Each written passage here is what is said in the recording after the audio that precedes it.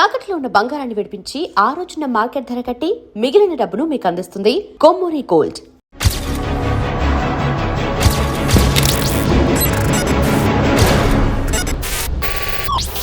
దాదా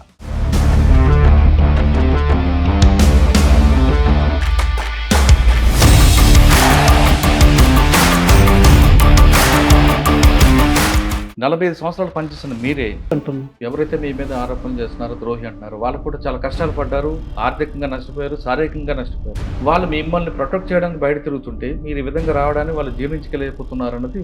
ఎందుకంటే పరిస్థితులు మారినాయి. ఒక 22 పేజీల డాక్యుమెంట్ రాశాను. దాంట్లో నేను చాలా ముఖ్యమైనటువంటి సమస్యల్ని ప్రస్తావించాను. ఆ విషయాలను ముందు మీరు మాట్లాడండి, whether it is correct or not.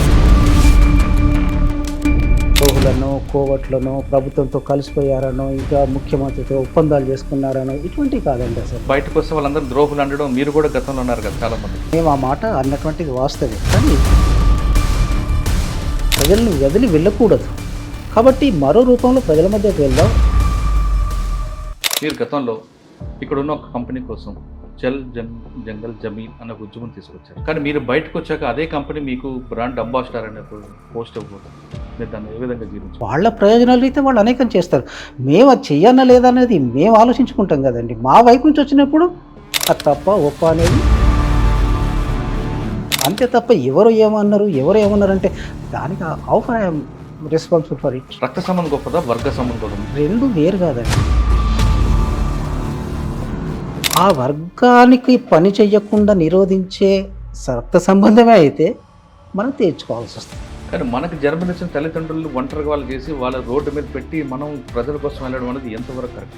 ఎంచుకున్నటువంటి విప్లవ మార్గం ఏతుందో ఈ మార్గం ఇక్కడ ఉన్నటువంటి రాజ్యానికి వ్యతిరేకమైంది కాబట్టి రాజ్యం యొక్క దీనికి గురి కాకుండా ఉండడం కోసమే అట్లుంటున్నాం తప్ప నిరంతరం మా గుండెల్లో మీరందరూ ఉంటారు. అక్కడున్న ప్రజల్లోనే అమ్మా నాన్న చూసుకుంటారు. ఇది లేదు, తప్పదు. నిజానికి వాళ్ళు అంతకంటే గొప్పగా కూడా చూస్తున్నారు. మా కోసం ప్రాణాలు ఇస్తున్నారు. కానీ సాధారణంగా మీరు పుట్టిన కులంలో రోజుకి 2 సార్లు కనీసం 2 సార్లు స్నానం చేయాలి అని ఒక నిబంధనతో నియమనివ్వనుకుంటారు. కానీ మీరు అడవిలోకి వచ్చాక అవన్నీ సాధ్యం కావు కదా, మరి దాన్ని ఎలాగ మీరు? పరిస్థితులకు అనుకూలంగా ఉండడమే ఒక విప్లవకారుడి లక్ష్యం. నేను ఇంటి దగ్గర కనీసం కోడిగుడ్డు కూడా తినేవాడిని కాదు. ఉత్తర గడ్చిరోలికి వచ్చినప్పుడు పాములు సైతం తిన్నాం. అది నాగుబామ లేకపోతే ఇంకో జేరుగొడ్డ ఏదంటుంటిది కాకుండా. కృష్ణజీ గారి మరణం గెలక అప్పుడైనా అనిపించిందా ఇంటికి వెళ్దామని, లేదా కంటిన్యూ అవుదాం? ఇంకా మరింత పట్టుదలగా పోరాడాలనిపించింది తప్ప ఆ సమయంలో ఇంటికి వెళ్ళాలనేటువంటి ఆలోచనే కాదు. నన్ను చాలా ప్రభావితం చేసింది. ఏం జరిగినా కానీ విప్లవోద్యమంలో సహజం అనేటువంటిది తప్ప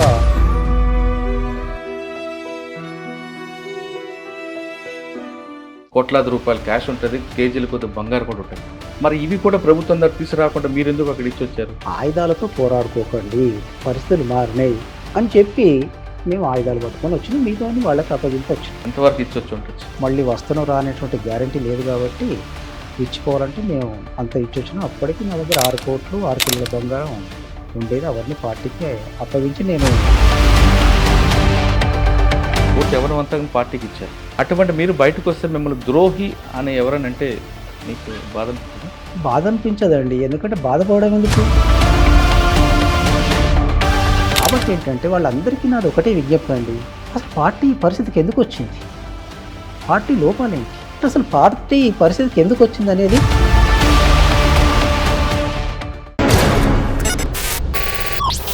వెల్కమ్ టు ఐ డ్రీమ్. గతంలో గ్రామాల్లో ఉన్న పరిస్థితుల ప్రభావం, లేదా కుల వ్యవస్థకి వ్యతిరేకంగా పోరాటం చేయాలనో, లేదా బడుగు బలహీన వర్గాలకి ముందంజ ఉండాలనో, లేదా శ్రామిక దోపిడీని అరికట్టాలనో కొంతమంది యువకులు అడుగుబాటు పట్టారు. అడవులకు వెళ్ళి కాలానికి వాళ్ళు వ్యతిరేకంగా, అంటే ఏ కాలమైనా సరే ఆ కష్టాన్ని అనుభవిస్తూ కుటుంబాలకు దూరంగా త్యాగాలు చేస్తూ వాళ్ళు చాలా కాలం అడవిలో పనిచేశారు.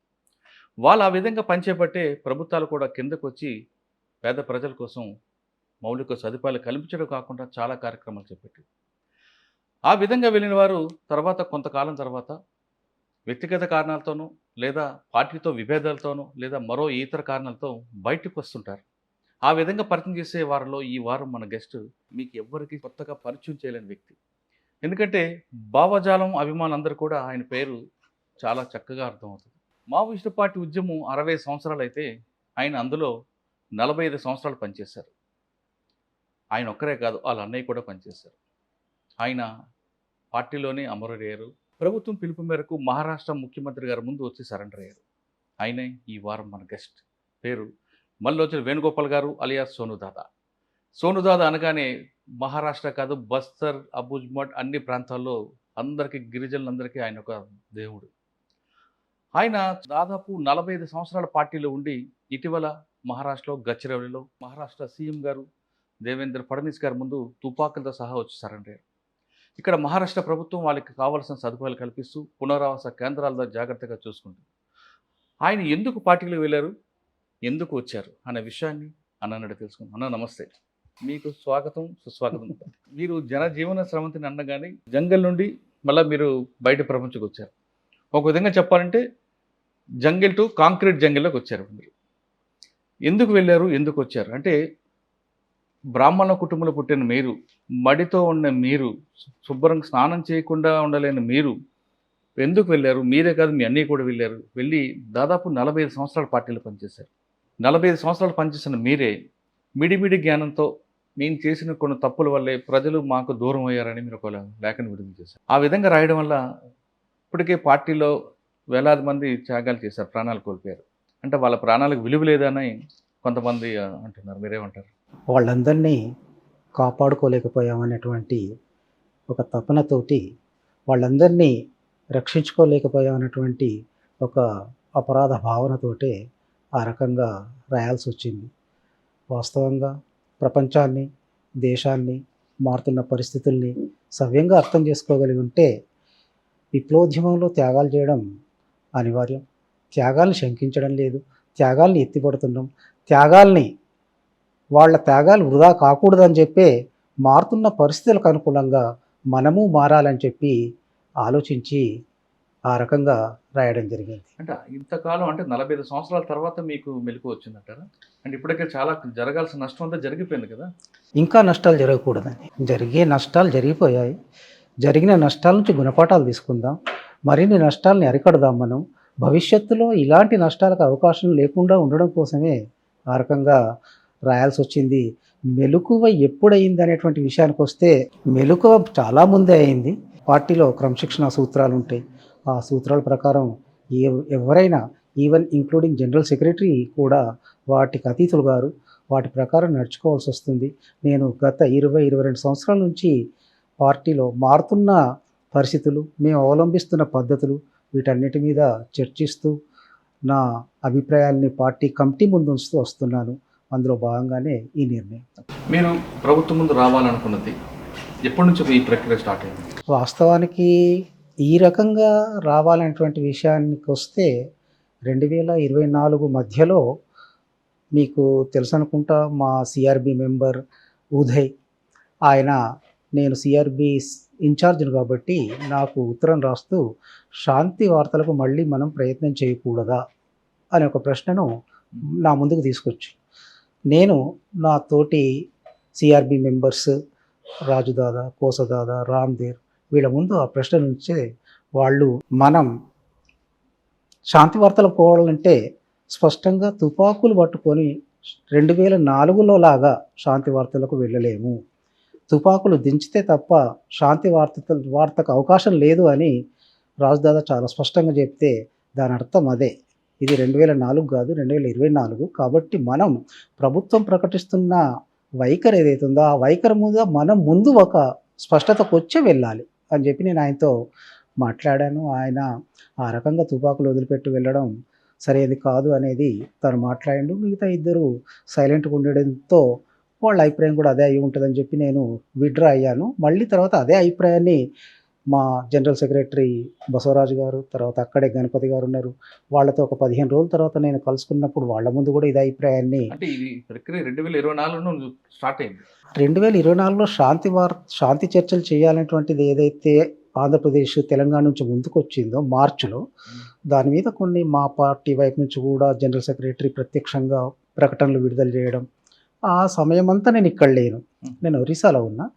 నేను అక్కడి నుంచి వచ్చిన తర్వాత వాళ్ళు కొనసాగించినటువంటి ప్రక్రియను ముందు తీసుకుపోవడంలో భాగంగా నవంబర్లో నేను దాన్ని సిఆర్బి ముందు, పీబీ ముందు అంటే చర్చించాను. మీరు చర్చలప్పుడు అంటే మీ శాంతి చర్చలు చేద్దామన్న సమయంలో బసవరాజు గారితో పాటు గణపతి గారు కూడా అక్కడే ఉన్నారా? ఎస్, మేము ముగ్గురం ఉన్నాం. మేము మొత్తం ఇక్కడ ఉంది నలుగురం. ముప్పాల గణపతి, ముప్పాల లక్ష్మణరావు గారు గణపతి గారు అంటే ఆయన ఇంకొకరు లేరు కదా పార్టీ. ఆయనే ఉన్నారండి. ఆయన సైలెంట్గా ఉన్నాడు. ఇక తను బసవరాజు గారి సెక్రటరీ కాబట్టి ఆయనే మాట్లాడిండు, వద్దు సోను, మనం తుపాకులు దించి చర్చలకు పోయేటువంటి విషయాన్ని నువ్వు ఆలోచించకూడదు, నాకు రాజుదాదా ఇన్ఫామ్ చేసిండు, చెప్పిండు విషయం, కాబట్టి మనం అట్లా ఆలోచించకూడదు, మనం అనుకున్న విధంగా నువ్వు ప్రస్తుతానికి వెళ్ళి చాలా జాగ్రత్తగా ఒరిస్సాలో ఉండి మన సర్క్యులర్ను ఒరిస్సాలో వివరించి నువ్వు రావాలి.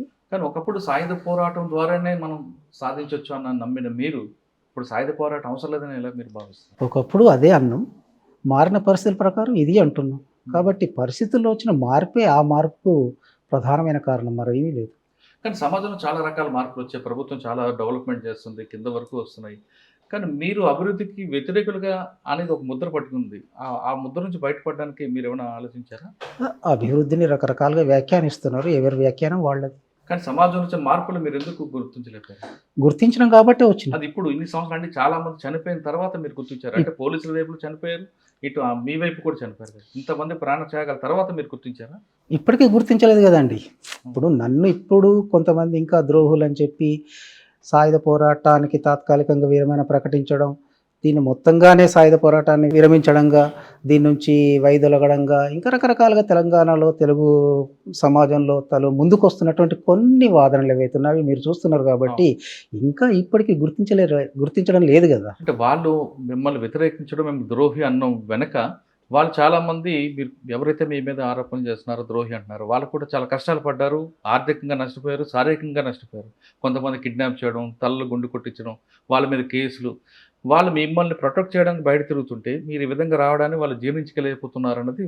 సరే, వాళ్ళు ఎందుకు అంటున్నారటువంటి విషయం ఇక్కడ మనకు చర్చ కాదు. ఎందుకంటే పరిస్థితులు మారినాయి, మారిన పరిస్థితుల్లో మేము ఈ నిర్ణయం తీసుకున్నాం. కాబట్టి ఇప్పటికీ వాళ్ళతోటి నా విజ్ఞప్తి ఏంటంటే, పార్టీ పరిస్థితులకు రావడానికి వెనుక దారితీసిన పరిస్థితులు ఏంటి, మీరు అవి ఆలోచించండి, అవి విశ్లేషించండి. నేను అందరి కోసం ఒక 22 పేజీల డాక్యుమెంట్ రాశాను. దాంట్లో నేను చాలా ముఖ్యమైనటువంటి సమస్యల్ని ప్రస్తావించాను. మీరు కూడా టెక్ మల్స్తో వాటన్నిటిని చర్చించారు. కాబట్టి ఏంటంటే ఆ విషయాలను ముందు మీరు మాట్లాడండి, whether it is correct or not. ఆ విషయాన్ని మీరు చెప్పండి. అంతే తప్ప ద్రోహులను, కోవట్లను, ప్రభుత్వంతో కలిసిపోయారనో, ఇంకా ముఖ్యమంత్రితో ఒప్పందాలు చేసుకున్నారనో ఇటువంటివి కాదండి అసలు. సాధారణంగా మీ పార్టీలోనే బయటకు వస్తే వాళ్ళందరూ ద్రోహులు అనడం మీరు కూడా గతంలో ఉన్నారు కదా చాలా మంది. అదే, ఎందుకంటే బయటికి వస్తున్నటువంటి వాళ్ళు ఒక్క విప్లవోద్యమానికి ద్రోహం చేయడం దాన్ని దృష్టిలో పెట్టుకొని ప్రజలను వదిలిపెట్టి వెళ్ళడం గురించి మేము ఆ మాట అన్నటువంటిది వాస్తవే. కానీ ఇవాళ మారుతున్న పరిస్థితుల్లో ప్రజల మధ్య ఉందాం, ప్రజలకు దూరం అవుతున్నాం, మనం ప్రజలను వదిలి వెళ్ళకూడదు. కాబట్టి మరో రూపంలో ప్రజల మధ్యకు వెళ్దాం. అలా వెళ్ళడానికి మనకి ఇవాళ కాన్స్టిట్యూషన్ మన చేతిలో ఉంది, దాన్ని మనం ఆధారం చేసుకొని ప్రజల మధ్యకు వెళ్దాం, ప్రజలకు దూరం కాకూడదు అనేటువంటి ఒక తపన, ఆరాటం నుంచి నేను ఆ రకమైనటువంటి నిర్ణయానికి ఒకప్పుడు మీరు భారత రాజ్యాంగం పెట్టుబడిదార రాజ్యాంగం అనే విమర్శించేవాళ్ళు, ఇప్పుడు అదే భారత రాజ్యాంగాన్ని మీరు ఏ విధంగా సమర్థిస్తారు? అవును, భారత రాజ్యాంగంలో పేర్కొన్నటువంటి అనేక విషయాలు ఉన్నాయి, వాటి అమలు కోసం. ఎందుకంటే భారత రాజ్యాంగం ప్రియాంబుల్ మీరు చూసిండ్రు, సోషలిస్టిక్ ప్యాటర్న్ ఆఫ్ సొసైటీ అని చెప్పి దాంట్లో చెప్పారు. కాబట్టి ఆ సోషలిస్టిక్ ప్యాటర్న్ సొసైటీ కావచ్చు, లేకపోతే ఇంకా అనేక విషయాలు ఉన్నాయి. కాబట్టి వాటిని మనం ప్రజా ఉద్యమం నిర్మిస్తే, ప్రజా గొంతుకతో మనం గొంతుకై మాట్లాడితే రాజ్యాంగాలు కూడా అనేక సవరణలు వస్తాయి.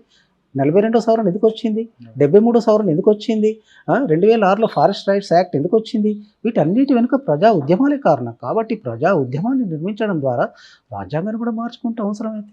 మీరు గతంలో ఇక్కడ ఉన్న ఒక కంపెనీ కోసం చల్ జంగల్ జమీన్ అన్న ఉద్యమం తీసుకొచ్చారు ఆ కంపెనీ వల్ల. కానీ మీరు బయటకు వచ్చాక అదే కంపెనీ మీకు బ్రాండ్ అంబాసిడర్ అనే పోస్ట్ ఇవ్వబోతుంది, మీరు దాన్ని ఏ విధంగా జీర్ణించుకుంటారు? ఆ కంపెనీ వాళ్ళే కాదండి, ఆ కంపెనీ వాళ్ళు నాకు ఇవ్వాలని చెప్పి వాళ్ళు అనుకున్నారు కావచ్చు, అది వాళ్ళ నిర్ణయం. తర్వాత కేంద్ర మంత్రి అఠవాలే ఇమ్మీడియట్గా మా పార్టీలో జైన్ గార్డెన్ ఒక పిలిపించిండు. అక్కడ మా రూపేష్ గారికి పవన్ కళ్యాణ్ గారు నమస్తే అన్న, లాల్ సలాం అన్న అని ఒక మెసేజ్ పెట్టి. కాబట్టి సమాజం నుంచి మేము బయటకొచ్చిన తర్వాత చాలామంది మమ్మల్ని ఆహ్వానించడానికి, పిలవడానికి, వాళ్ళతో జాయిన్ చేసుకోవడానికి, వాళ్ళ ప్రయోజనాల రీత్యా వాళ్ళు అనేకం చేస్తారు. మేము అది చెయ్యనా లేదా అనేది మేము ఆలోచించుకుంటాం కదండీ. మా వైపు నుంచి వచ్చినప్పుడు అది తప్ప, ఒప్ప అనేది మీరు డిసైడ్ చేయండి. మీ అభిప్రాయం చెప్పండి. అంతే తప్ప ఎవరు ఏమన్నారు, ఎవరు ఏమన్నారంటే దానికి how for I am responsible for it. ఒకప్పుడు పార్టీలో రకరకాల స్థాయి నుంచి అంటే కింద స్థాయి నుంచి మీరు పోలిట్ బ్యూరో స్థాయి వరకు వచ్చారు. అన్ని దశలో చూశారు. మీకు మాట్లాడే హక్కు ఉంది. పార్టీలో జరుగుతున్న లోపాలు మీరు పై వాళ్ళతో కూడా దీన్ని మాట్లాడి చర్చ చేస్తున్న అధికారం ఉంది. ఆ పార్టీలో ఆ లిబర్టీ కనిపిస్తుంది. కానీ పార్టీలో ఎక్కడ అన్యాయం జరుగుతుంది, ప్రజలకి పార్టీకి ఎందుకు దూరం అవుతుంది అనే విషయాన్ని మీరు ఎందుకు ఇన్ని సంవత్సరాల వరకు చర్చించలేపారు 2024 వరకు? పార్టీలో మాట్లాడే స్వేచ్ఛ ఉంటుందని చెప్పి మీరు సరిగ్గా చెప్పగలిగారు. పార్టీలో నాకే కాదు, ప్రతి కార్యకర్తకు మా కాన్స్టిట్యూషన్ ప్రకారం ఎవరమైనా కానీ మేము మాట్లాడవచ్చు, మాట్లాడాలి మారుతున్న పరిస్థితుల మీద. దాంతోపాటే కేంద్రీకృత ప్రజాస్వామ్యం అనేటువంటి ఒక సూత్రాన్ని మేము పాటించాల్సి ఉంటుంది. అందుకోసం మేము ఎవరైనా కానివ్వండి, ఒక కార్యకర్త నుంచి జనరల్ సెక్రటరీ వరకు దానికి అతీతులు ఎవరు కారండి. కాబట్టి నేను 2003 నుంచి మారుతున్న పరిస్థితులు, చేస్తున్న పొరపాట్లు, వీటన్నిటి మీద చర్చిస్తూ వచ్చాను. ఇంతకుముందే మీకు చెప్పినట్టుగా కామ్రేడ్ ఉదయ్ శాంతి చర్చల కోసం ఒక ప్రస్తావన, ఒక అభిప్రాయం నా ముందుకు తెచ్చినప్పుడు కూడా నేను పీబీ కాంగ్రెస్తో చర్చించాలని చెప్పాను, మీకు సిఆర్బీ కాంగ్రెస్తో చెప్పాను. కాబట్టి వాళ్ళు మళ్ళీ మెజార్టీ ఉన్నారు కాబట్టి నన్ను సీసీలో నిర్ణయించుకున్న విధంగా, ఒరిస్సాకు వెళ్ళాలని నిర్ణయించుకున్న విధంగా వాళ్ళ మెజార్టీ కట్టుబడిన వెళ్ళిపోయాను. నేను శాంతి వార్తలను లేదా ఇంకోట అని చెప్పి నేను ఆనాడు ఈ నిర్ణయంతో బయటికి రాలేదు. బ్రాహ్మణ కుటుంబంలో పుట్టిన మీరు, స్నానం చేయకుండా వంట చేయని పరిస్థితుల్లో ఉన్న మీరు ఈ భావాజాలం తీసుకోవడం ఏంటి, ఇందులో ఈ అడుగులు వేయడం ఏంటి? అంటే మీ అన్నయ్య గారిని చూసి వచ్చారు. మీ అన్నగారు కూడా అంతే కదా, గిరిజన యువతను తీసుకొచ్చి ఊరిలో వంట చేయించడం. అంటే కులం అన్నది ఎవరికి కాదు, సరిసమానం అనేది ఒక కొత్త వరవడిని తీసుకొచ్చారు. ఆయన బాటలో వచ్చారా, లేదు మీకు ఏమైనా ప్రభావితం చేసే సంఘటనలు జరిగాయి? ప్రత్యేకించి మీరన్నట్టుగా బ్రాహ్మణ కుటుంబము, మడిగట్టుకొని వంటలు చేయడం ఇవన్నీ కుటుంబంలో ఉన్నటువంటి, కానీ ఇవన్నిటికీ మా అన్నయ్య కంటే కూడా ఎక్కువగా మా నాన్నగారు, ఆయనే ఫ్రీడమ్ ఫైటరు, తర్వాత ఆయనే రేషనలిస్ట్, చాలా ప్రోగ్రెసివ్ ఉండేవారు. తను వీటన్నిటినీ కాదని చెప్పి ఆయన ఫ్రీడమ్ మూమెంట్లో పోయాడు. కాబట్టి కుటుంబంలో కూడా మాతో చాలా ఒక ఫ్రెండ్గా మాతో చాలా విషయాలు చర్చిస్తూ ఉండేవాడు. అటువంటి కుటుంబంలో పుట్టిన నేను ఈ మడిగట్టడం కానివ్వండి, లేదా ఇంకా భగవంతుని పూజించడం కానివ్వండి, అవన్నీ అమ్మ వ్యవహారాలు. నాన్నగారు మమ్మల్ని చాలా ఫ్రీగా వదిలారు. ఏదైనా కానీ తను లైబ్రరీ నుంచి గోనగన్నారెడ్డి గారి పుస్తకాలు, మిగతా పుస్తకాలు, ప్రేమ్చంద్ నవలలు తను చదువుతుందన్నీ తీసుకొచ్చి ఇంటి దగ్గర పెడితే మేము చదివేవాళ్ళం. వాళ్ళతోటి మేము ప్రభావితం, ఆ నవలల ద్వారా మేము ప్రభావితం అనేటువంటిది ఉంది. ఆ క్రమంలో మీకు తెలంగాణలో ఉన్నటువంటి ఫ్యూడల్ అట్రాసిటీస్ ఏంటి అనేటువంటిది మీకు చాలా చక్కగా తెలుసు. కాబట్టి ఆ భూస్వామ్య దోపిడీ విధానాలు, అణిచివేత ఇవి ఏవైతే ఉన్నాయో వీటితోటి మేము ప్రభావితమైన. కాబట్టి ఆ క్రమంలో మా అన్నయ్య కూడా ఈ ఉద్యమానికి నాయకత్వం వహిస్తూ విద్యార్థి సంఘం నిర్మాణంలో ఆయనే భాగస్వాములు కావడంతో తెలంగాణలో కానివ్వండి, మిగతా ఆంధ్రప్రదేశ్లో కానివ్వండి, రాడికల్ విద్యార్థి సంఘం యొక్క ప్రభావం ఎంత తీవ్రంగా ఉందో మీకు తెలుసు. అందులో నేను సభ్యుడినయ్యాను. అందులో నేను మా ప్రాంతంలో నాయకత్వం వహించాను. ఆ క్రమంలో నేను ఒక విప్లవకారుడిగా రూపాంతరం చెందాను. కానీ సాధారణంగా మీరు పుట్టిన కులంలో రోజుకి 2 సార్లు, కనీసం 2 సార్లు స్నానం చేయాలి అని ఒక నియమ నిబంధనలు ఉంటారు. కానీ మీరు అడవిలోకి వచ్చాక అవన్నీ సాధ్యం కావు కదా, మరి దాన్ని ఎలాగ మీరు? పరిస్థితులకు అనుకూలంగా ఉండడమే ఒక విప్లవకారుడి లక్షణం. నాకు ఇదే కావాలి, నాకు అదే కావాలని మేము ఎప్పుడూ కోరుకోలేదు. కోరుకుంటుంది సంభవం, సాధ్యం కూడా కాదు. అందుకోసం ఏంటంటే నేను ఇంటి దగ్గర ఏమున్నా, నేను ఇంటి దగ్గర కనీసం కోడిగుడ్డు కూడా తినేవాడిని కాదు. కానీ అడవిలోకి వచ్చిన తర్వాత ప్రజల మధ్య పనిచేస్తున్నప్పుడు, ఉత్తర గడ్చిరోలికి వచ్చినప్పుడు పాములు సైతం తిన్నాం. అది నాగుబామ లేకపోతే ఇంకో జేరుగొడ్డ ఏదనేటువంటిది కాకుండా ప్రజలు ఏం తీసుకొచ్చిన వాళ్ళు తింటున్నది పరమాణంలో మాకు పెడుతున్నప్పుడు వాటిని అన్నిటిని తీసుకోవడమే మా విధి. మా ప్రజల్ని గౌరవించడం, ఆకలి తీర్చుకోవడం. కానీ మీరు రాసిన 22 పేజీల లెటర్లో నేను కులం కాబట్టి ఆ కులం కాబట్టి స్నానం చేస్తున్నానని కొంతమంది నన్ను అపహాస్యం చేశారన్నది వాస్తవాన్ని. ఎందుకంటే ఇవన్నీ సాధారణంగా జరుగుతుంటాయి. ఎందుకంటే ఒక ఫ్రెండ్లీగా ఉన్నటువంటి వాతావరణంలో దాన్నే ప్రధానం చేసుకునేటువంటిది కాదు. కానీ కొంతమంది చూపులు ఉంటుంటాయి. అవకాశం ఉన్నప్పుడు నేను స్నానం చేస్తా, చేయాలని ప్రోత్సహిస్తా. మా దళంలో ఉన్నటువంటి ప్రతి వాళ్ళని చేయాలని చెప్పి నేను ప్రోత్సహిస్తా. నేను మా పార్టీలో ఒక కోటా సిస్టమ్ ఉంటుంది. ఆ కోటా ప్రకారం మంత్లీ ఒక సబ్బు ఇవ్వాలనేటువంటిది ఉంటుంది. నేను మా దళంలో 2 సబ్బులు కూడా అలాట్ చేసేది. ఎందుకంటే శుభ్రత చాలా అవసరం ఎవరికైనా. కానీ పార్టీ వద్దనదు, మార్క్సిజం వద్దనదు శుభ్రంగా ఉండడం. మేము ప్రజలకు పోయి ఏం చెప్తాం? శుభ్రంగా ఉండండి అని చెప్తాం. వాళ్ళకి చెప్పే ముందు మేము ఉండాలి కదా. కాబట్టి అందులో భాగంగానే తప్ప మరొకటి కాదండి. దాన్ని ఎవరో కొద్దిమంది చూస్తున్నప్పుడు, కొంత ఫ్రెండ్లీగా ఉన్నప్పుడు ఇట్లా చూడడం ద్వారా ఆ చూపులు అర్థమవుతుంది. సార్, మీరు అన్నయ్య గారు మీ కిషన్జీ దాంట్లో వచ్చారు లోపలికి అంటున్నారు. కిషన్జీ గారు మరణం అప్పుడైనా అనిపించిందా ఇంటికి వెళ్దామని, లేదా కంటిన్యూ అవుదాం? ఇంకా మరింత పట్టుదలగా పోరాడాలనిపించింది తప్ప ఆ సమయంలో ఇంటికి వెళ్ళాలనేటువంటి ఆలోచనే కాదు. నన్ను చాలా ప్రభావితం చేసింది. జీవితంలో నేను విప్లవోద్యమంలోకి వచ్చిన తర్వాత 82లో అడవిలోకి వచ్చిన తర్వాత 2011 వరకు అసలు నాకు ఏం జరిగినా కానీ విప్లవోద్యమంలో సహజం అనేటువంటిది ఉంది తప్ప ఆ 3 రోజులు నేను అసలు కోలుకోలేకపోయాను. నా కంటికి దుఃఖం రావడం బహుశా అదే మొదటిసారి. కిషన్జీ గారు మరణం మనందరికి కూడా, మనం హిందువులం కానీ ఎవరికైనా రక్త సంబంధం గొప్పదా, వర్గ సంబంధం గొప్పదా అని అడుగుతుంటాను. మీలాంటి వాళ్ళందరికీ నేను ఎక్కువగా అడిగేది క్వశ్చన్ అది. రక్త సంబంధం గొప్పదా, వర్గ సంబంధం గొప్పదా? మీకు అదే క్వశ్చన్ అడుగుతున్నామో చెప్పండి. 2 వేరు కాదండి. ఎందుకంటే రక్త సంబంధం, వర్గ సంబంధం అనేటువంటిది బొమ్మ బొరుస లాంటివి. ఎందుకంటే మేము ఆ వర్గం నుంచి వచ్చినాం. మాది కూడా ఒక పీడిత వర్గమే. పీడకులు అని చెప్పి కేవలం కొద్ది మందిని మాత్రమే 0.11% మాత్రమే ఉన్నారండి. 99% పీడితులండి దేశంలో. కాబట్టి ఆ వర్గం కోసం కాబట్టి మేము వచ్చినాం. అందులో రక్త సంబంధమైన, వర్గ సంబంధమైన మాలాంటి వాళ్ళకైతే ఒకటే. అందుకోసం దాన్ని విడదీసి చూడాల్సినటువంటి అవసరం లేదు. ఒక సందర్భంలో, ప్రత్యేకమైన సందర్భంలో మార్క్స్ కమ్యూనిస్ట్ ప్రణాళికలో ఆ విషయాన్ని పేర్కొన్నాడండి. ఎందుకంటే ఒక వర్గం కోసం పనిచేస్తున్నప్పుడు ఆ వర్గానికి పని చేయకుండా నిరోధించే రక్త సంబంధమే అయితే మనం తీర్చుకోవాల్సి వస్తుంది. కానీ మనకు జన్మనిచ్చిన తల్లిదండ్రులు ఒంటరిగా వాళ్ళు చేసి వాళ్ళ రోడ్డు మీద పెట్టి మనం ప్రజల కోసం వెళ్ళడం అనేది ఎంతవరకు కరెక్ట్ అంటారు? అంటే వాళ్ళకి ఒక చివరి దశ వచ్చాక నాకు కొడుకున్నాడు, ఆ కొడుకు దగ్గర ఉండాలి అని ఆ తల్లికి కోరుకుంటుంది కదా, తండ్రికి కోరుకుంటుంది కదా. అది తీర్చే బాధ్యత మనకు ఉంటుందా? వాళ్ళ దగ్గర ఉండాలి, వాళ్ళతో కలిసి ఉండాలి. కాకపోతే ఉండనిస్తే కదా. సమస్య ఎక్కడండి? ఇప్పుడు వాళ్లకు దూరం అయిపోయి, నిన్ననే ఇక్కడి నుంచి నేను ఇంటర్వ్యూ నుంచి వెళ్ళిన మా అక్క చనిపోయిందనే వార్త వచ్చిందండి. కాబట్టి ఎవరమైనా కానీ అమ్మతో, నాన్నతో, బంధువులతో, మిత్రులతో గడపాలని ఉంటుంది, వాళ్ళతో ఉండాలని ఉంటుంది. కాకపోతే మేము ఎంచుకున్నటువంటి విప్లవ మార్గం ఏతుందో ఈ మార్గం ఇక్కడ ఉన్నటువంటి రాజ్యానికి వ్యతిరేకమైంది. కాబట్టి రాజ్యం యొక్క దీనికి గురి కాకుండా ఉండడం కోసమే అట్లుంటున్నాం తప్ప నిరంతరం మా గుండెల్లో మీరందరూ ఉంటారు. అక్కడున్న ప్రజల్లోనే అమ్మా నాన్న చూసుకుంటారు. విధి లేదు, తప్పదు. నిజానికి వాళ్ళు అంతకంటే గొప్పగా కూడా చూస్తున్నారు, మమ్మల్ని ఆదరిస్తున్నారు, కాపాడుకుంటున్నారు, మా కోసం ప్రాణాలు ఇస్తున్నారు. వాళ్ళు నిజంగా చూడండి, ఇప్పుడు ఎవరైనా వచ్చి మమ్మల్ని కలవాలా, కుటుంబీకుల్ని ఎవరైనా కలవాలనుకుంటే తర్వాత మాకేమైనా అవుతుందా అనే ఆందోళన వాళ్ళ నుంచి వ్యక్తం అవుతుంటుంది. నా తోబుట్టువులు కానివ్వండి, బంధువులు కానివ్వండి, ఈవెన్ నేను బయటకు వచ్చిన తర్వాత చాలా కాలం వరకు ఫోన్ చేయడానికి భయపడరండి. అదే మరి నేను ఇంతకాలం పనిచేసిన ప్రజలు భయపడలేదు. అంటే మీకు ఒక అవకాశం ఉంది, ప్రజల్లో మీ అమ్మా నాన్నగారు చూసుకుంటారు. కానీ మీకు జన్మనిచ్చిన తల్లిదండ్రులకి లేరు కదా. మీరు నా కొడుకు ఎక్కడో అడవులు ఉన్నాడు అని చూస్తారు తప్ప మీరు రాక కోసం వాళ్ళు పాపం చివరి దశ వరకు ఉంటుంటారు. కొంతమంది కొడుకు మాట వినాలని తహతలాడుతుంటారు. అందులో మా అమ్మ కూడా ఉన్నారు, మీ అమ్మగారు ఉన్నారు. అవును. ఇప్పటికీ అజ్ఞాతులు ఉన్న చాలా మంది తల్లిదండ్రులు కుటుంబాలు బయటకు చూస్తుంటారు. వాళ్ళు ఎప్పుడు వస్తారా. తిప్పిరి తిరుపతి గారి అన్నగారి కూతురు నేను బయటకు వచ్చిన తర్వాత నాతో ఫోన్లో మాట్లాడింది.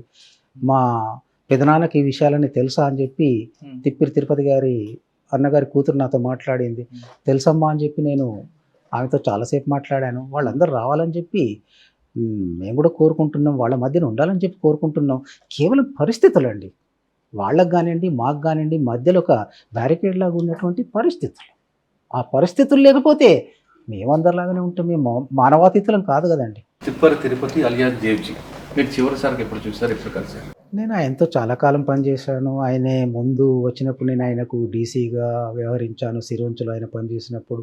నేను ఆయనను చివరిసారిగా అంటే జస్ట్ 2024 ఆగస్టు 13 జూలై 10 నుంచి ఆగస్టు 13 వరకు మేము కలిసి ఉన్నాం. సర్క్యులర్ రాసుకున్నాం. ఆ సర్క్యులర్‌ని అక్కడ ఉన్నటువంటి మా సీసీ మెంబర్స్‌తో చర్చించినాం. అప్పుడు మేమంతా నలుగురం పీబీ మెంబర్‌లం, 5గురు సీసీ మెంబర్లు, 9 మంది కలిసి ఉన్నాం.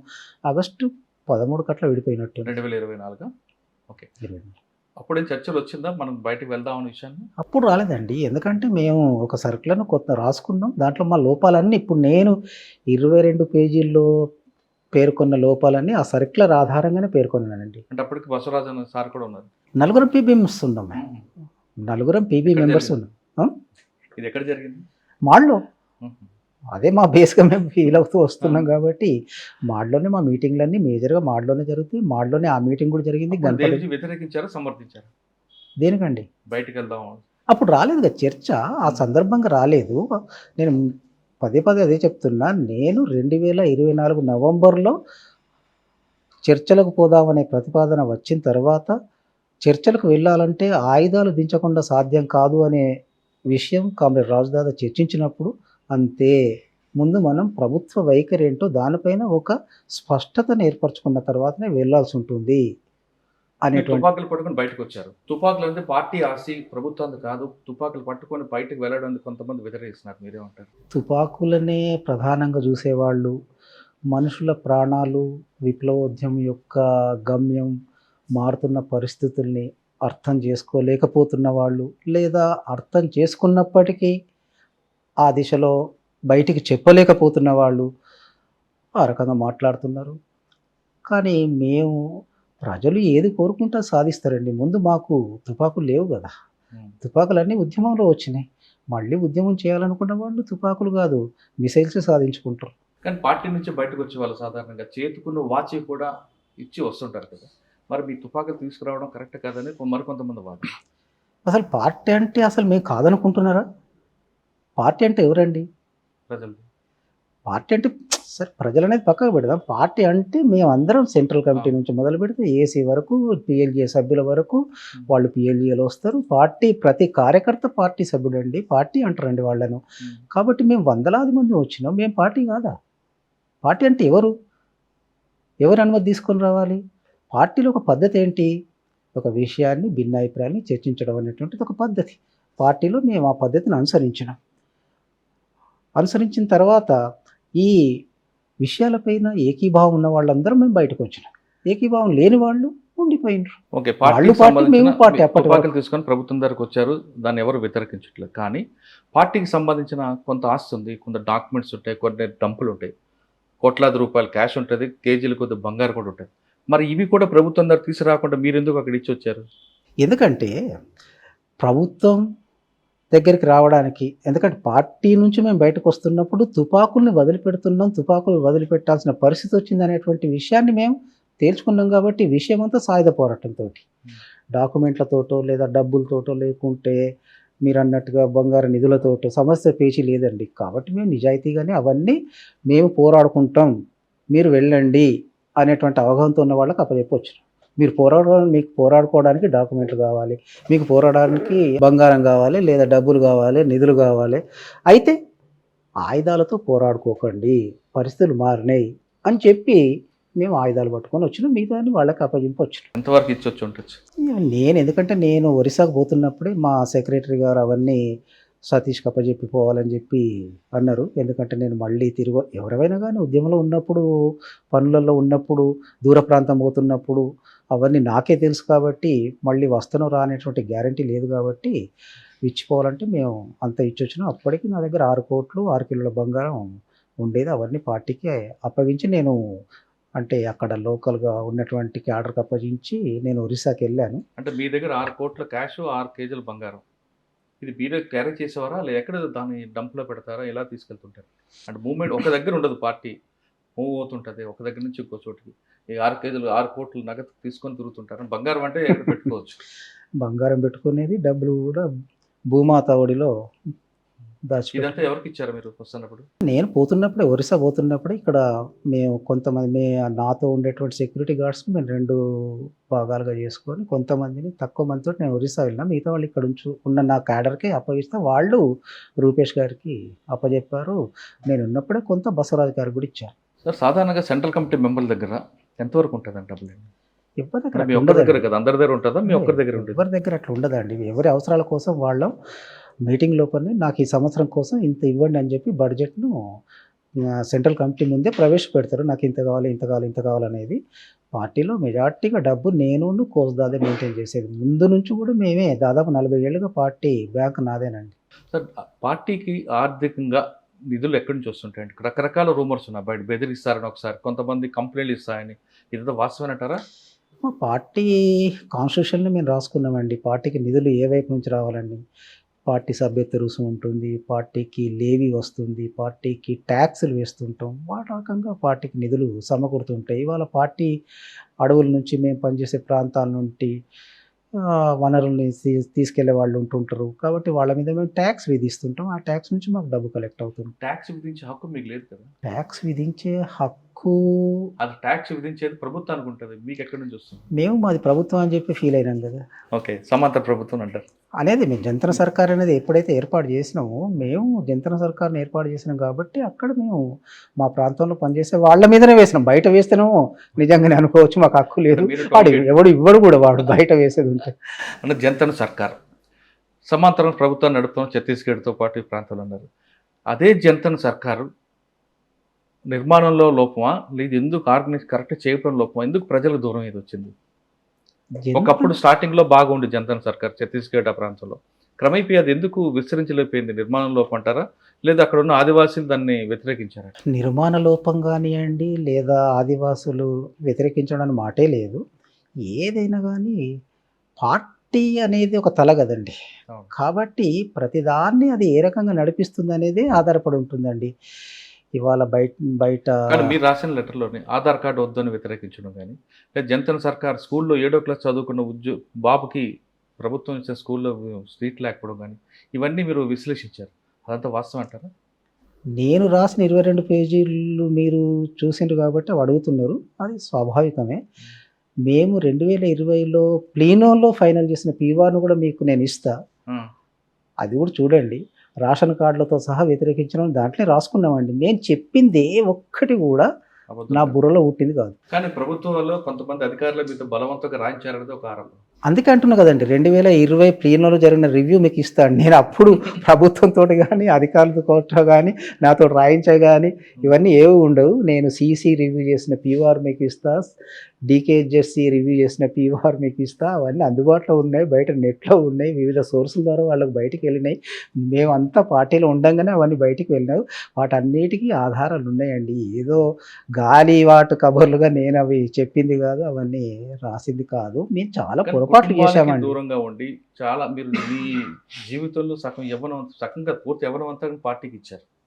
అటువంటి మీరు బయటకు వస్తే మిమ్మల్ని ద్రోహి అని ఎవరైనా అంటే మీకు బాధ అనిపించదా? బాధ అనిపించదండి. ఎందుకంటే బాధపడడం ఎందుకు? నేను నిన్నటి వరకు ఒకళ్ళని అన్నా కదా ద్రోహి అని చెప్పి. పార్టీ నుంచి వెళ్ళిపోయిన వాళ్ళని ద్రోహి అని చెప్పి నేను అన్నవాడిని. అయితే ఆనాడు ఉన్నటువంటి పరిస్థితుల్లో మేము ఆనాడు ఉన్నటువంటి మా అవగాహన ప్రకారం ఆ రకంగా మాట్లాడింది వాస్తవమే. ఇవాళ నేను బయటకు వచ్చిన తర్వాత ద్రోహి అని చెప్పి అంటున్నారు. కాబట్టి నేను వాళ్ళకి చేసే విజ్ఞప్తి ఏంటంటే, ఈ పరిస్థితి ఎందుకు వచ్చింది?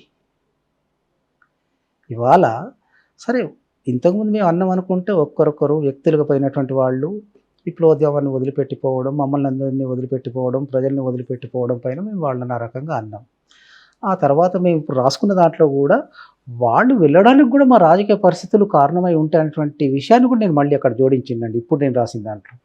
కాబట్టి ఏంటంటే వాళ్ళందరికీ నాది ఒకటే విజ్ఞప్తి అండి, అసలు పార్టీ ఈ పరిస్థితికి ఎందుకు వచ్చింది? పార్టీ లోపాలేంటి? నా యవ్వనాన్నంత కాదు, నా జీవితాన్ని చాలా వరకు పార్టీ కోసం విప్లవోద్యమం కోసం చాలా మంది కూడా ఇచ్చారు కదా. అదే వచ్చారు, ఇంకా వస్తున్నారు కదండి. ఇప్పుడు నిన్నగాక మొన్న దంతర నుంచి ఒక 10 మంది వచ్చారండి.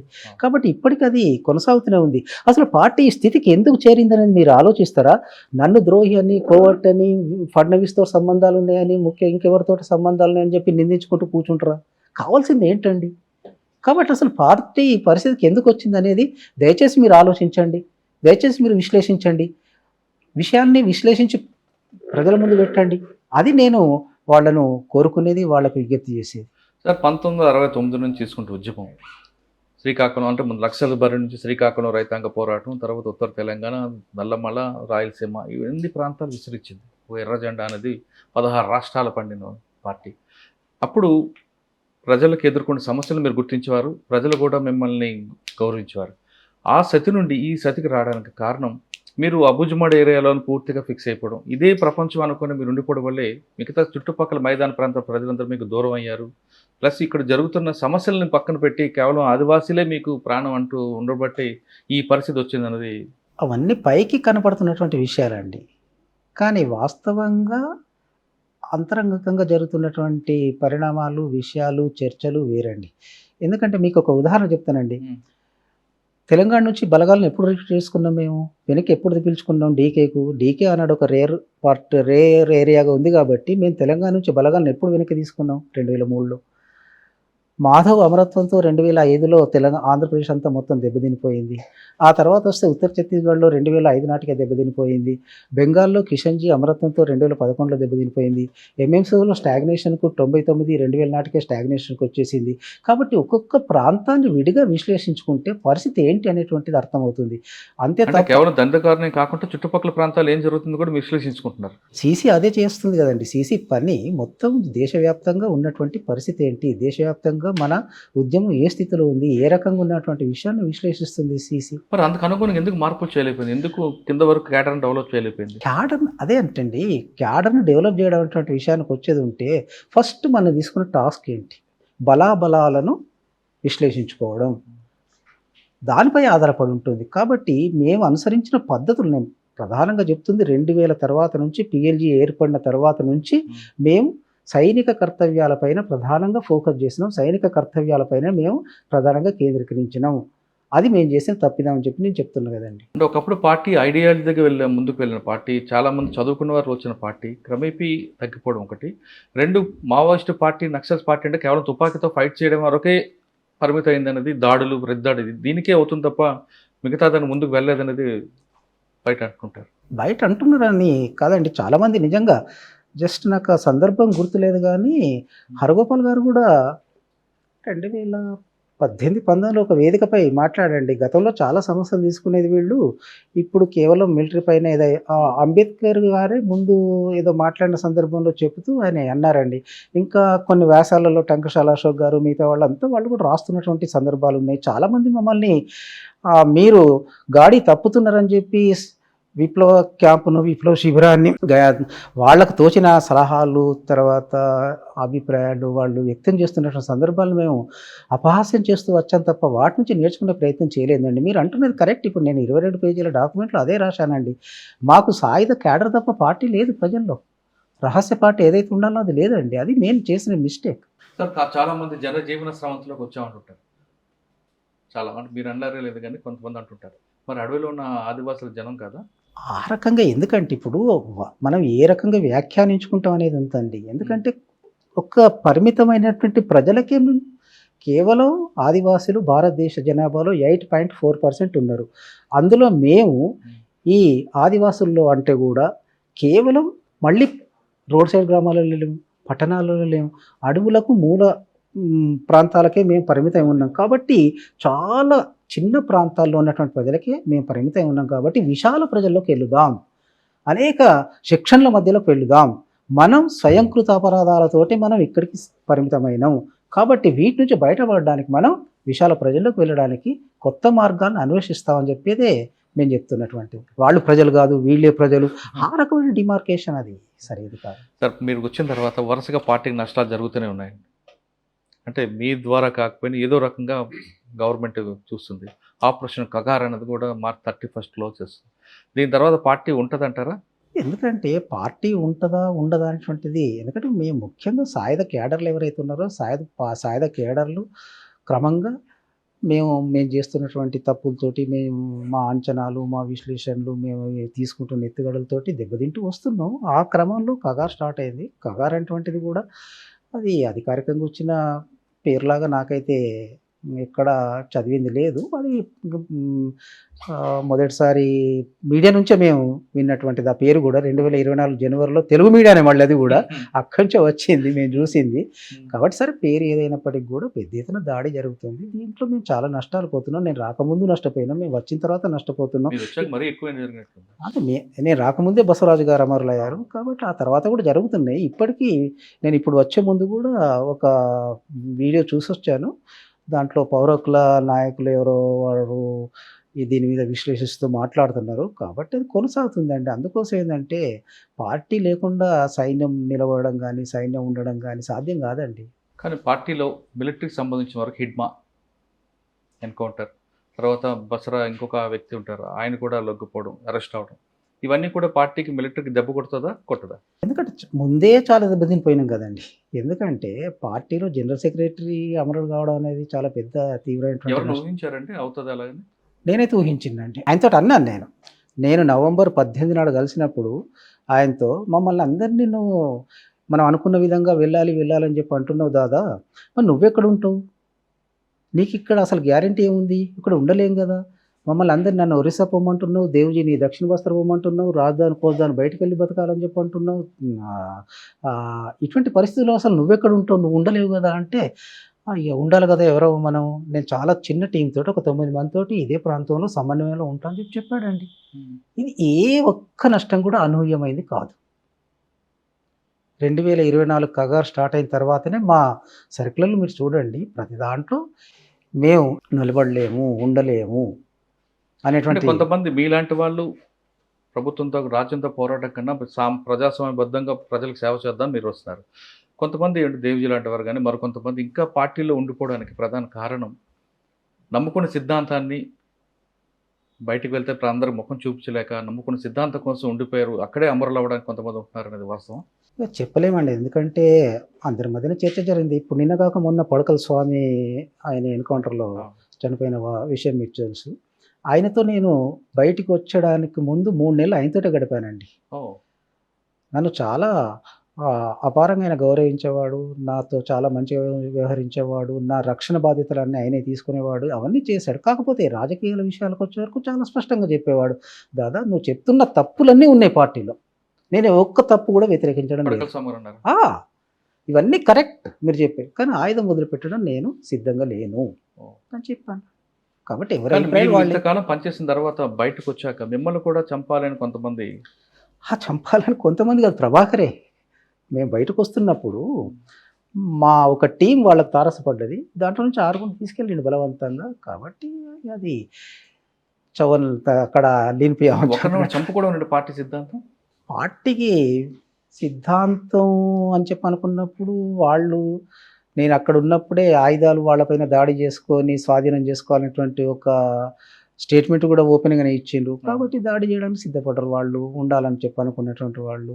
అది తప్ప ఒప్ప అనేటువంటిది బయట వాళ్ళు కూడా నాతో అప్పటికీ లింకులు ఉన్నటువంటి వాళ్ళు, మేము దీన్ని చంద్రన్న దృష్టి తీసుకెళ్తాం, ఇలాంటి స్టేట్మెంట్ ఇవ్వడం ఏంటి దుర్మార్గం అయిందని చెప్పి ఇవాళ నన్ను నిందిస్తున్న వాళ్ళే ఆ రోజు అన్నారండి.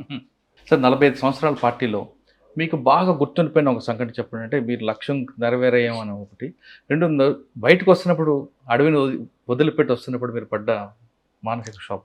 బయటికి వస్తున్నప్పుడు నన్ను ఇంతకాలం ఆదరించి, పార్టీని ఆదరించి, విప్లవోద్యమంలో భాగమైనటువంటి ప్రజల్ని వదిలిపెట్టి రావడం అనేటువంటిది ఒక బాధగానే ఉన్నప్పటికీ, మరో రూపంలో వాళ్ళ దగ్గరికి వెళ్తానటువంటి ధైర్యము, విశ్వాసము ఉంది. కాబట్టి మారుతున్న పరిస్థితులకు అనుగుణంగా వాళ్ళ కోసమే పనిచేయాలని చెప్పి అనుకున్నప్పుడు, ప్రజల కోసం పనిచేయాల్సిన లక్ష్యంతో వచ్చాం కాబట్టి స్థితుల్లో మళ్ళీ వాళ్ళ దగ్గరికి మరో రూపంలో మరో రకంగా వాళ్ళ దగ్గరికి వెళ్తాననే విశ్వాసంతో వచ్చాను. రూపంలో అంటే మరి మీరు ఒక పార్టీ పెడతారా, లేదా మాజీలు అందరూ కలిపి ఒక పార్టీ పెడతారా, లేదా ప్రభుత్వంలో పార్టీలతో కలిసి మీరు ప్రజాసంబద్ధంగా ముందుకెళ్తారు? ఇవి రేపు ఏ రకంగా చేస్తామనేటువంటిదో రేపు భవిష్యత్తులో తేల్చుకుంటామండి. కానీ ఎప్పటికైనా కానీ ప్రజల కోసమే పనిచేస్తూ వచ్చాము. కాబట్టి ఇవాళ మేము రాజ్యాంగబద్ధంగా ఇవాళ వాళ్ళకు ఉన్నటువంటి హక్కులు, 5th షెడ్యూల్లో పేర్కొన్నటువంటి హక్కులు, వీటన్నిటి కోసం మళ్ళీ ప్రజల దగ్గర బుల్లెట్ ద్వారా కాదు, బ్యాలెట్ ద్వారా మీరు వస్తారు. బుల్లెటు బ్యాలెటు అనేటువంటి విషయాలు కాదండి ఇక్కడ. ఎందుకంటే ఆ విషయం కూడా అసలు ఎత్తుగడల పరమైనటువంటి విషయం అండి. బ్యాలెట్లోకి వెళ్తామా వెళ్ళమా అనేటువంటిది.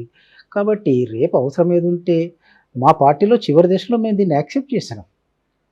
అదొక ఎత్తుగడ. అవసరం అనుకుంటే పోతుంది లేదు. పార్టీలో కొంతమంది కామ్రేడ్స్ చర్చను కూడా ముందుకు తీసుకొచ్చిండ్రు.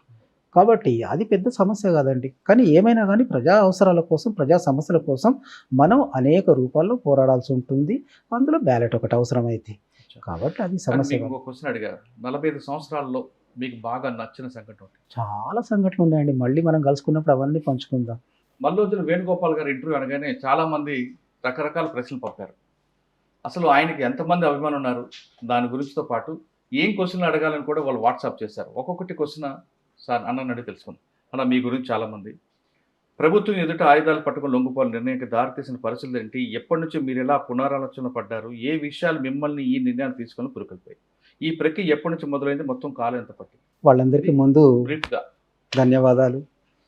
నా మీద అభిమానంతో, నా మీద విశ్వాసంతో వాళ్ళు ప్రశ్నలు అడిగారు. ఈ ప్రశ్నకు ఇంటర్నెట్లో 22 పేజీల డాక్యుమెంట్ ఉంది. అది చదవండి. ఓకే. నెంబర్ 2, సాయుధ పోరాట విరమణ అన్నారు. మరి ఎలాంటి పోరాటం చేస్తారు, చేస్తే మీ ఎజెండా ఏంటి, ఏ అంశాలు చేపడతారు, ఏ ప్రాంతంలో పనిచేస్తారు, ఎన్నికల్లో పాల్గొంటారా, ఇతర పార్టీలు కలిసి పనిచేస్తారా, ఎలాంటి పార్టీలతో మీరు కలుస్తారు? కొద్ది రోజుల్లో భవిష్యత్తులో మీకే తెలుస్తుంది. ఇంతకాలం జల్ జంగిల్ జమీన్ అనే కోసం పోరాటం అన్నారు. మరి ఇంతకాలం గడ్చిరోల ప్రాంతంలో లాయిడ్ కంపెనీ జల్ జంగిల్ జమీన్ నష్టం చేస్తూ చెబుతూ మీ పోరాటం చేశారు. ఇప్పుడు ఆ లాయిడ్ కంపెనీకి మీ బ్రాండ్ అంబాసిడర్ పదవి ఇస్తానంటుంది. ఇంకా చాలామంది సరెండర్ క్యారియర్లకు ఆ కంపెనీ ఇప్పటికే ఉద్యోగాలు ఇచ్చిందని తెలుస్తుంది. దీన్ని ఎలా మీరు చూస్తారు? ఇందులో మీరు ఒపీనియన్? జల్ జంగల్ జమీన్ కోసమే పోరాడాల్సింది ఉంది. ఇప్పటికీ ప్రజలు పోరాడుతున్నారు. ఆ పోరాటాన్ని గత రూపంలో ముందుకు తీసుకెళ్ళలేకపోయాం. ఇప్పుడు దాన్ని మరో రూపంలో ముందుకు తీసుకెళ్ళడానికే రాజ్యాంగాన్ని చేతిలో పట్టుకున్నాం. నక్సలైట్లు ఉన్న చోట్ల అడవులు ఇంకా నష్టపోకుండా ఉన్నాయని ఓ రకంగా వాళ్ళే వాటిని కాపాడుతున్న అభిప్రాయం ఉంది. నక్సలైట్లు లేని చోట్ల మైనింగ్ కంపెనీలు, భారీ ప్రాజెక్టులు అడవుల వినాశానికి పాల్పడుతున్నాయనే విమర్శ చాలా కాలం ఉంది. దీన్ని మీరేమంటారు? కరెక్ట్. రైట్. ఈ ఉద్యమానికి ఓ 60 ఏళ్ళ చరిత్ర ఉందంటే అందులో మీరు 45 ఏళ్ళ పాటు స్వయంగా పనిచేశారు. పోలిట్ బ్యూరో స్థాయికి వచ్చారు. అలాంటిది మీరు చేసుకున్న విమర్శల్లో మిడిమిడి జ్ఞానంతో పనిచేశామని, ఇంకా చాలా తప్పులు చేశామని రాశారు. మరి కొన్ని వేల మంది చేసిన త్యాగాలకు ఇప్పుడు విలువ లేకుండా పోయినట్టేనా అనే ప్రశ్నకు చాలామంది వేధిస్తుంది. దీన్ని మీరు? మా ఉద్యమమే మీ ముందు సాక్ష్యంగా ఉంది. ఇది వరకు చాలామంది లొంగిపోయినట్టుగా చాలా సామూహికం రాలేదు. ఇలా తుపాకీలు ప్రభుత్వానికి అప్పగించలేదు. కానీ మీరు ఇలా చేయడం వల్ల మిమ్మల్ని కొందరు ద్రోహులనే మాట్లాడుతున్నారు. తాజాగా అభయ్ విడుదల ప్రకటనలో మీపై తీవ్ర విమర్శలు ఉన్నాయి. మిమ్మల్ని దీనిపై మీ కామెంట్? చాలా బాధ్యతాయుతమైన చర్యగానే నేను భావిస్తున్నాను. ప్రభుత్వం నుంచి కొంత డబ్బు మీకు అందుతుందని చెప్తున్నారు. అది కోట్లలో ఉంటుందని అంటున్నారు. ఆ డబ్బును అమరుల కుటుంబానికి కోసం కానీ, ఆదివాసీల కోసం కానీ, లేదా మీ తదుపరి రాజకీయ సంస్థ నిర్మాణం కోసం ఖర్చు చేస్తారా? అవన్నీ చాలా అపోహలండి. మీరు చివరిగా ప్రశ్న, మీరు రచయితగా, కవిగా కూడా మంచి పేరు. ఇప్పుడు మీరు రచన చేయాలనుకుంటున్నారా? ఏదైనా పుస్తకం కానీ, నవల కానీ రాయిపోతుంది? నా కళానికి ఆకలి ఎక్కువ. కళాన్ని విరమించదలుచుకోలేదు. ప్రజాస్వామ్య పద్ధతుల్లో పనిచేస్తూ ఉంటున్నారు. మరి ఇప్పటిదాకా ఇది బూర్జువా ప్రజాస్వామ్యం అంటూ వచ్చారు కదా, అలాంటి ప్రజాస్వామ్య పందాలు మీరు ఏ సాధించాలనుకుంటున్నారో? అప్పుడు అలా అన్నారు కదా, ఇప్పుడు నిజమైన ప్రజాస్వామ్యం ఉందని భావిస్తున్నారు. ఉందా లేదా అనేది నా భవిష్యత్ ఆచరణలో తేల్చుకుంటాను. సార్, ఫైనల్ క్వశ్చన్ అండి. మీరు వచ్చారు, ప్రజల్లోకి వచ్చారు, చాలా సంతోషం. మీరు ఖచ్చితంగా మీకున్న పద్ధతిలో సాయుధ పోరాటం కాకుండా ముందుకెళ్ళి మరోసారి ప్రజలకు వెళ్తారని మేము కూడా ఆశిస్తున్నాం. అయితే ఇప్పటికే లోపల ఉన్న వాళ్ళందరికీ మీరు ఇచ్చే పిలుపేంటి? నేను ఇప్పుడనే కాదండి, ఎందుకంటే నేను లోపల ఉన్నప్పటి నుంచి కూడా జూన్ నుంచి దాదాపు ఆగస్టు నుంచి ఇప్పటి వరకు వాళ్ళకు ఒకే పిలిపిస్తున్నాను. నేను బయటకు వచ్చిన తర్వాత కూడా చాలా సందర్భాల్లో మెసేజెస్ విడుదల చేశాము. ఇప్పటికి కూడా వాళ్ళందరికీ చేతులెత్తి చెప్పేది ఏంటంటే, మీరంతా బయటికి రండి, పరిస్థితులు చాలా మారుతున్నాయి, మనం నష్టపోకూడదు, మీరంతా బయటికి రండి. ఇవాళ ఉన్నటువంటి పరిస్థితుల్ని మనం సదుపయోగం చేసుకుందాం, సద్వినియోగం చేసుకుందాం, ప్రజల మధ్యకు వెళ్దాం. ప్రజల నుంచి మనం ఐసోలేట్ అయిపోయినాం.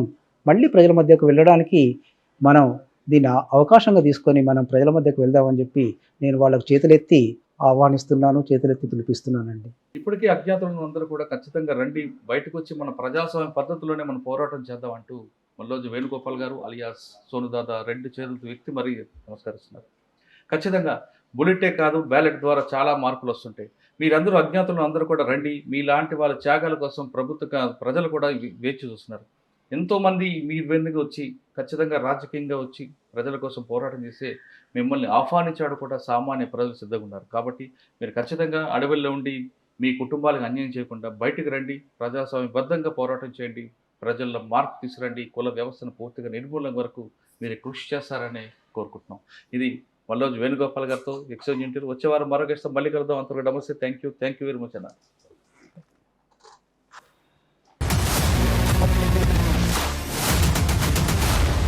iDreams, this police diaries is something very, very valuable towards that. I must really appreciate Murali, your insights. iDreams founder and CEO చిన్న వాసుదేవ్ రెడ్డి గారితో మురళీధర్ క్రైమ్ స్టోరీస్ చాలా ఫేమస్ అయిపోయినాయి. Gautam Savan garu and something else. Well done. I congratulate him for doing so well, and I congratulate him his boss also. So well.